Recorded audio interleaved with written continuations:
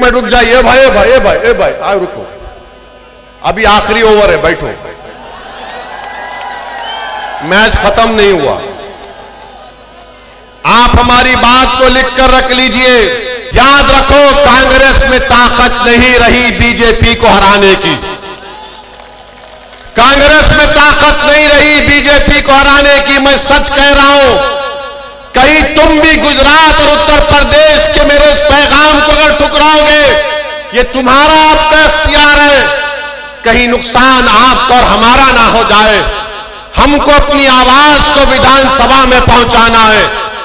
जब आपके वोटों से आपका लीडर बनकर विधानसभा में जाएगा तो वो लड़ेगा आपके लिए। बीजेपी नरेंद्र मोदी अंबेडकर के बनाए हुए संविधान को कमजोर करके रखना चाहती है।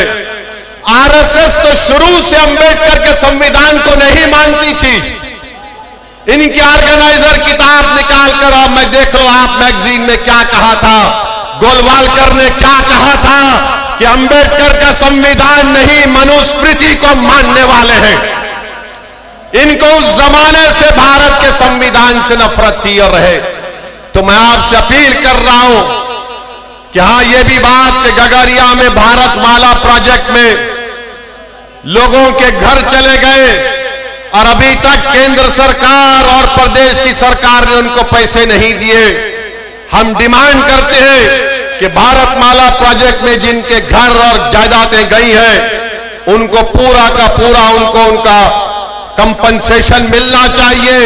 सिंधी जबान से इंसाफ होना चाहिए। और मैं आखिर में आपको एक बात बता रहा हूं, एक मिनट रुक जाइए भाई रुको, अभी आखिरी ओवर है, बैठो, मैच खत्म नहीं हुआ। आप हमारी बात को लिखकर रख लीजिए।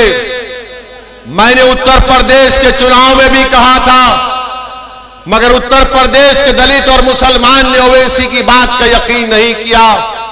मैंने कहा था कि समाजवादी बीजेपी को नहीं हरा पाएगी, मगर मुसलमानों ने तय किया कि नहीं हम वोट देंगे। मैं ये कह रहा था कि अब मजलिस को कामयाब करो, अपने 4-5 विधायक को कामयाब करो जो जाकर लड़ेंगे आपके लिए।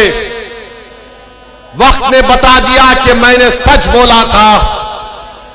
गुजरात में मैंने कहा था कि बीजेपी को ये कांग्रेस नहीं रोक पाएगी, आप मजलिस के विधायक को कामयाब करो।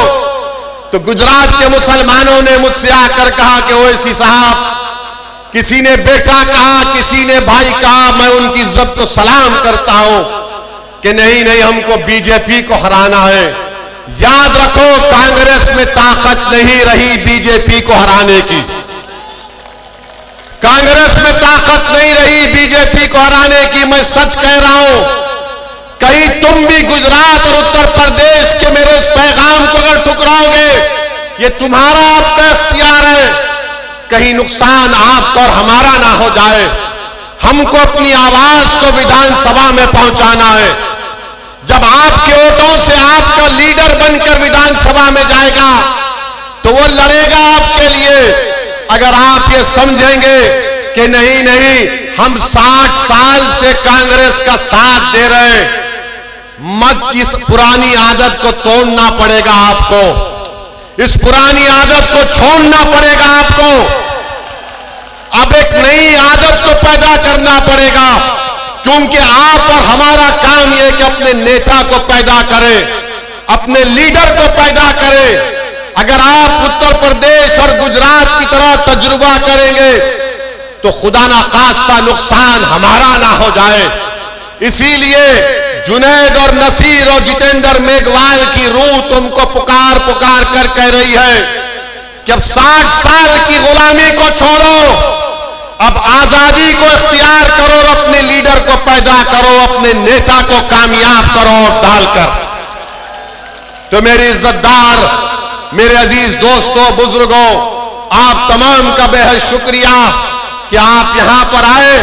और इंशाअल्लाह ताला मैं आता रहूंगा इंशाअल्लाह ताला आपके लिए।